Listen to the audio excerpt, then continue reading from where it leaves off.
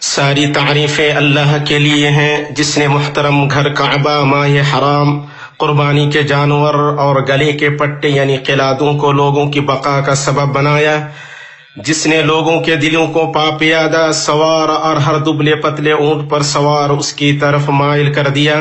میں اس پاک ذات کی حمد بیان کرتا ہوں، اس کا شکر بجا لاتا ہوں، اس کی بارگاہ میں توبہ کرتا ہوں اور اس سے مغفرت طلب کرتا ہوں۔ میں گواہی دیتا ہوں کہ ایک اللہ کے سوا کوئی معبود برحق نہیں، اس کا کوئی شریک نہیں، ایسی گواہی جس سے ہم اپنے دین پر ثابت قدمی اور اللہ سے ملاقات کے دن نجات کی امید کرتے ہیں۔ اور میں گواہی دیتا ہوں کہ محمد اللہ کے بندہ رسول اور خلیل ہیں اور اس کی مخلوقات میں اس کے چنیدہ ہیں۔ آپ اگلے اور پچھلے لوگوں کے سردار اور سفید چہرے والے روشن لوگوں کے رہبر ہیں۔ اللہ کا درود و سلام نازل ہو آپ پر، آپ کے نیک پاک باز اہل خانہ پر، آپ کی بیویوں امہات المؤمنین پر، صحابہ و تابعین پر اور تا قیامت آنے والے ان لوگوں پر جو اچھی طرح ان کا اتباع کریں اور اللہ بہت زیادہ سلامتی نازل فرمائے۔ اما بعد، اے اللہ کے بندو، اللہ کا تقوی اختیار کریں اور جان لے کہ دن الٹ پلٹ ہونے والے ہیں اور زمانہ بادل کے گزرنے کی طرح گزر رہا ہے۔ اس کا جو حصہ گزر چکا ہے وہ فوت ہو چکا ہے اور مستقبل اوجھل ہے، اور ہمارے لیے وہی گھڑی ہے جس میں ہم جی رہے ہیں۔ اس لیے تقوی کے ساتھ اور مضبوط کڑے کو تھام کر اللہ کی طرف تیز گام ہوں۔ اللہ کا فرمان ہے، پس جس نے میری ہدایت کی پیروی کی وہ نہ گمراہ ہوگا اور نہ بدبخت۔ مسلمانوں، اللہ کے محترم گھر کے حاجیوں، ایک ایسا مہینہ جو منفرد انداز میں ہر سال بار بار آتا رہتا ہے، جس پر نسل متعدد صدیوں اور قدیم زمانوں میں ایک کے بعد دیگرے گزر چکی ہیں، جس میں تلبیہ ہے، طواف ہے، سعی ہے، کنکری مارنی ہے، وقوف ہے اور مبیت ہے، اور ایسے مقامات ہیں جہاں کا رخ نبیوں، رسولوں، بادشاہوں، سربراہوں، علماء اور لوگوں کے گروپوں نے کیا، جن کا شمار اللہ کے سوا کوئی نہیں کر سکتا ہے۔ وہ سب وہاں اللہ کے پاس اس فضیلت کی طرف تاکتے ہوئے آئے ہیں جو ابراہیم خلیل کی پکار کا جواب دینے میں ہے، جب ان کے رب نے انہیں حکم دیا۔ اللہ کا فرمان ہے، اور تم لوگوں میں حج کی منادی کر دو، وہ تمہارے پاس پاپیادہ ہر آنے والے دبلے پتلے اونٹ پر سوار ہو کر ہر دور دراز علاقے سے آئیں گے۔ یہ مکہ و بکہ اور بیت الحرام ہے جس کی تعمیر عبادت، توحید اور طاعت کے لیے کی گئی ہے۔ اللہ کا فرمان ہے، بے شک سب سے پہلا گھر جو لوگوں کے لیے بنایا گیا ہے وہ وہی ہے جو مکہ میں ہے، وہ مبارک ہے اور جہانوں کے لیے ہدایت، اس میں واضح نشانیاں ہیں، مقام ابراہیم ہے، اور اس میں جو داخل ہوا وہ امن پا لیا۔ اللہ نے سچ فرمایا، اور اللہ سے زیادہ کون بات میں سچا اور کون گفتگو میں اللہ سے زیادہ سچا ہو سکتا ہے۔ اس نے سچ فرمایا، اس میں واضح نشانیاں ہیں۔ ہاں، یہ واضح نشانیاں ہیں جنہیں درازی زمانہ مٹا سکتی ہے، نہ کہنگی یہ وقت۔ واضح نشانیاں جو اس کے فضل، تقدس اور اس کی اس بلندی کی گواہ ہیں جو زمانے سے بالاتر ہے۔ اس میں مقام ابراہیم ہے جہاں سے انہوں نے بنیادیں اٹھائیں اور ان کے صاحبزادے اسماعیل علیہ السلام ان کا ہاتھ بٹاتے تھے۔ اللہ کا فرمان ہے، اور جب ابراہیم اور اسماعیل گھر کی بنیادیں اٹھا رہے تھے، انہوں نے کہا، اے ہمارے رب، ہم سے قبول فرما، بے شک تو بہت سننے جاننے والا ہے۔ ان کا وہ مقام جہاں پہ بغیر جوتے ان کے ننگے پیر کی تازہ نشانی ہے، ان کی ہمت، اخلاص اور اپنے رب کے حکم کی سچی تعمیل پر گواہ ہے۔ اس میں صفا و مروہ کے درمیان واضح و ظاہر نشانیاں ہیں، تاکہ لوگ ایک ماں اور اس کے بچے پر مشتمل اس چھوٹے خاندان نے اس آب و گیا وادی میں کیسی تگ و دو کی اس کا احساس کر سکیں۔ جہاں انہیں ان کے شوہر جب چھوڑ کر جانے لگے تو وہ ان سے کہنے لگی، کیا اللہ نے آپ کو اس کا حکم دیا ہے؟ وہ کہتے ہیں ہاں۔ وہ کہتی ہیں، تب وہ ہمیں ضائع نہیں کرے گا۔ یہ سعی، طاقت، تگودو اور توکل کی علامت ہے۔ یہ اللہ پر وہ اعتماد اور بھروسہ ہے جو ہاجر علیہ السلام کے دل پر چھا گیا تھا، تاکہ اللہ ایسے زمزم سے انہیں نوازے جو ان کے شیرخوار بچے کے دو پیروں کے درمیان سے پھوٹ پڑتا ہے، یہاں تک کہ پانی ظاہر ہوا اور اس سے وہ انہوں نے پیا۔ زمزم وہ مبارک پانی ہے جو کھانے کی آسودگی اور بیماری کی شفا ہے۔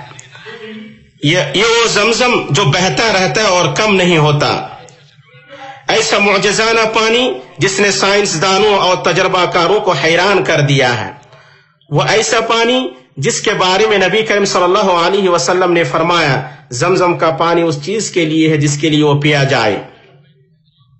ہاں اللہ کے محترم گھر کے حاجیوں، یہ محترم گھر جس میں کھلی نشانیاں ہیں، وہ اس برکت کی نشانی ہے، وہ اس برکت کی نشانی ہے جسے اللہ نے اپنے پرانے گھر کو عطا کیا ہے۔ وہ امن میں برکت، گزران زندگی میں برکت اور خورد و نوش میں برکت ہے۔ بخاری وغیرہ کے یہاں آیا ہے کہ ابراہیم علیہ السلام جب اسماعیل علیہ السلام کی بیوی کے پاس آئے تو اس سے پوچھا تمہارا کھانا کیا ہے؟ اس نے کہا گوشت۔ انہوں نے کہا اور تمہارا پینا کیا ہے؟ اس نے کہا پانی۔ انہوں نے کہا اے اللہ تو ان کے لیے پانی اور گوشت میں برکت دے۔ آپ نے فرمایا کوئی بھی مکہ کے علاوہ اور کہیں بھی ان دونوں چیزوں پر اکتفا نہیں کرتا ہے مگر وہ اس کے لیے ناسازگار ہو جاتی۔ اے اللہ ان کے دلوں کو ان کی طرح مائل کر دے۔ اللہ کے محترم گھر کے حاجیوں، مکہ جسے اللہ نے حرام قرار دیا ہے ان واضح نشانیوں پر گواہ ہے۔ ان سے مومن اپنے عظیم شان والے خالق کی عظمت اور اس پرانے گھر کا تقدس کا درس لیتے ہیں جس میں اللہ نے واضح نشانیاں ودیت فرمائی ہیں کہ اہل نظر استفادہ کرے۔ یہ نشانیاں مسجد میں ہیں، یہ نشانیاں مشاعر اور میدانوں میں ہیں۔ حاجی خانہ کعبہ آتا ہے تاکہ سب سے پہلے طواف سے شروع کرے، اور طواف میں سب سے پہلے حجر اسود سے شروع کرے جسے اللہ نے اپنے محترم گھر میں اپنی واضح نشانیوں میں سے بنایا ہے۔ یہ وہ پتھر ہے جس کے بارے میں نبی کریم صلی اللہ علیہ وسلم نے فرمایا حجر اسود اور رکن یمانی کو چھونا گناہوں کو پوری طرح ساقط کر دیتا ہے۔ مسند احمد۔ یہ نبی کریم صلی اللہ علیہ وسلم پر گواہ دینے والی نشانی ہے جو حکمت، سچائی اور امانت والے نبی ہیں۔ ایسے نبی جو جمع کرتے ہیں بانٹتے نہیں، جو رحم دل ہیں سخت دل نہیں، جو اصلاح کرتے ہیں بگاڑتے نہیں۔ جب قریش کے قبیلے کعبہ کی تعمیر کے لیے اکٹھے ہوئے اور ہر قبیلہ الگ الگ جمع کرنے لگا، انہوں نے اسے بنایا یہاں تک کہ جب تعمیر رکن کی جگہ پہنچی تو اس سلسلے میں وہ لڑ پڑے۔ ہر قبیلہ دوسرے کو چھوڑ کر اس پتھر کو اس کی جگہ پہ رکھنے کا اعزاز حاصل کرنا چاہ رہا تھا، یہاں تک کہ انہوں نے باہم قسم کھائی اور لڑائی کے لیے تیار ہو گئے۔ تو قریش کے ایک دانشمند شخص نے کہا جس چیز کے بارے میں تم آپس میں اختلاف کر رہے ہو اس میں اپنے درمیان ایک ایسے شخص کو فیصل بنا لو جو اس مسجد کے دروازے سے سب سے پہلے داخل ہو، وہ اس بارے میں تمہارے درمیان فیصلہ کرے گا۔ تو وہ مان گئے اور ان کے پاس سب سے پہلے آنے والے رسول اللہ صلی اللہ علیہ وسلم تھے۔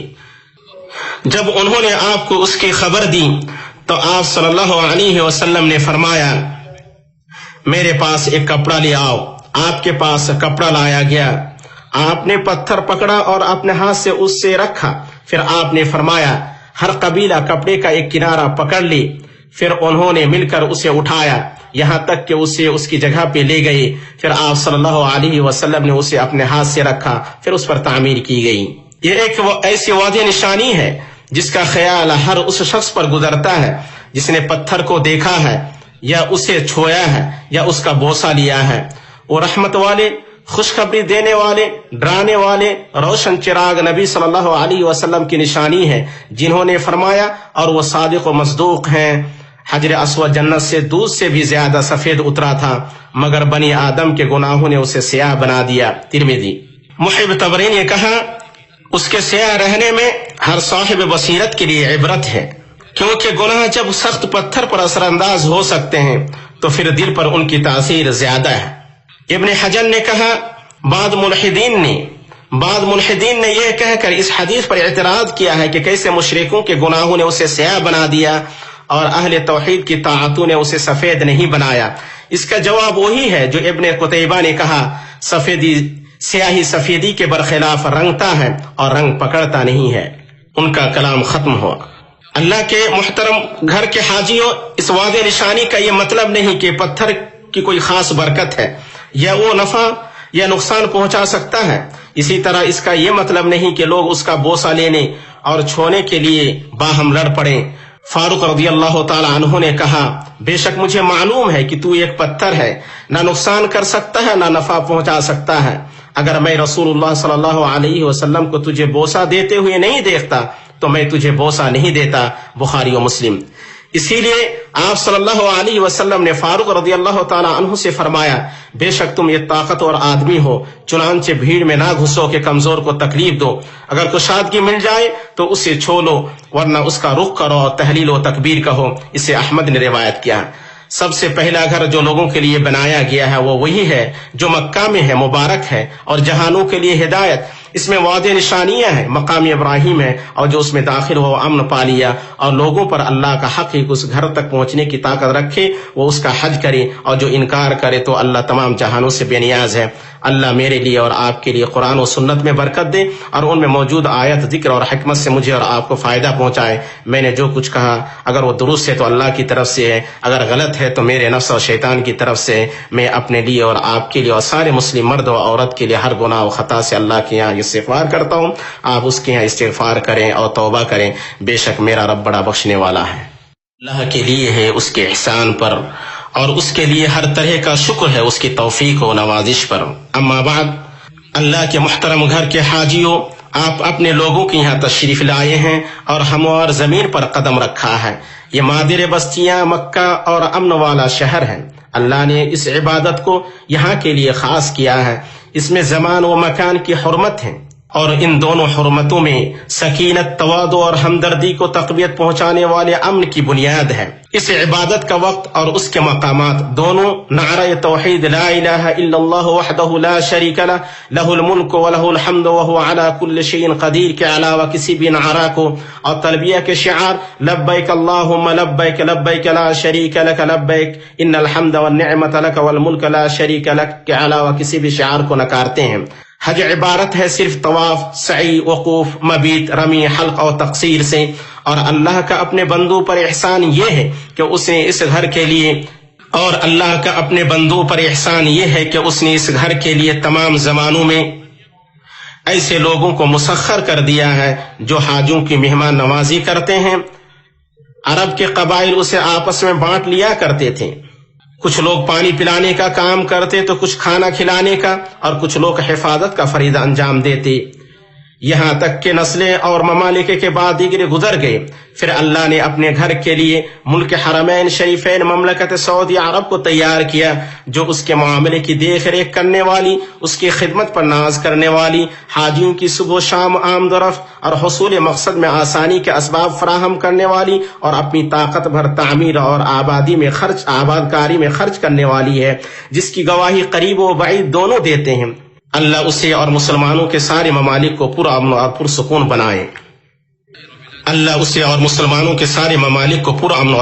بنائے. اس ملک پر آپ کا، اے اللہ کے محترم گھر کے حاجیوں، حق یہ ہے کہ آپ کا خیر مقدم کرے اور آپ کی صحیح سلامت آمد سے لے کر آپ کی بہرہ مند ہو کر واپسی تک امداد، امن اور راحت فراہم کرے. اور اس کا آپ پر حق یہ ہے کہ آپ مشاعر کی ہیبت کا احساس رکھیں، سنجیدگی اور نرمی کے ساتھ ساتھ ان تمام نظاموں اور تعلیمات کی پابندی کریں جو حاجیوں کی مصلحت کے لیے بنائی گئی ہیں، اور ان کے آرام میں خلل نہ ڈالیں اور ان کے حج میں انہیں تکلیف نہ دیں. ایسے شعاروں کے ذریعے سودا بازی کی کوئی گنجائش نہیں ہے جن کا حج سے کوئی تعلق نہیں ہے، اور نہ عبادت کی ادائیگی میں کسی ایسی چیز سے خلل ڈالنے کی گنجائش ہے جو اس کا حصہ نہیں ہے.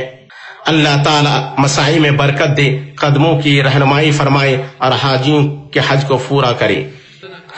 لوگوں میں کچھ ایسے لوگ ہیں جو کہتے ہیں کہ اے اللہ، اے ہمارے رب، تو اس دنیا میں بھلائی دے اور آخرت میں بھلائی دے اور ہمیں جہنم کے عذاب سے بچا لے.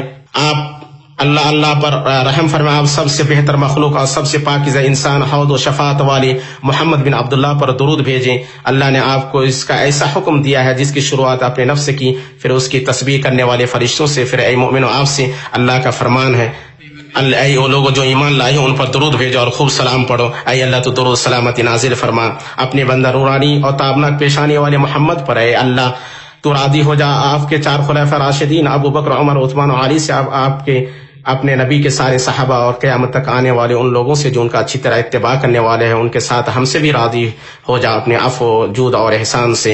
اے ارحم الراحمین، اے اللہ تو اسلام اور مسلمانوں کو غلبہ عطا فرما، شرک اور مشرکین کو ذلیل کر. اے اللہ تو اپنے دین، اپنی کتاب اور اپنے نبی کی سنت اور اپنے مومن بندوں کی مدد فرما.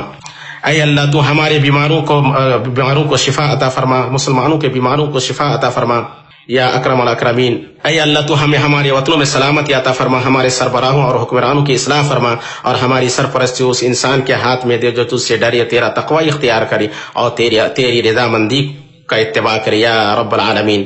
اے اللہ سرحدوں پر تعینات ہمارے سپاہیوں بھائیوں کے لیے تو ہو جا. اے اللہ تو ان کے ساتھ ہو جا. اے اللہ تو ان کی اور ان کے دشمن پر مدد فرما اے رب العالمین. اے اللہ تو ہمیں اس دنیا میں بھلائی عطا فرما اور آخرت میں بھلائی عطا فرما، اور جہنم اور آگ کے عذاب سے ہمیں بچا لے. ہمارا رب العزت ان چیزوں سے پاک ہے جو متصف کرتے ہیں. رسولوں پر سلام ہو. اور ہماری آخری دعوت پکار یہ ہے کہ ساری تعریفیں اللہ رب العالمین کے لیے ہیں.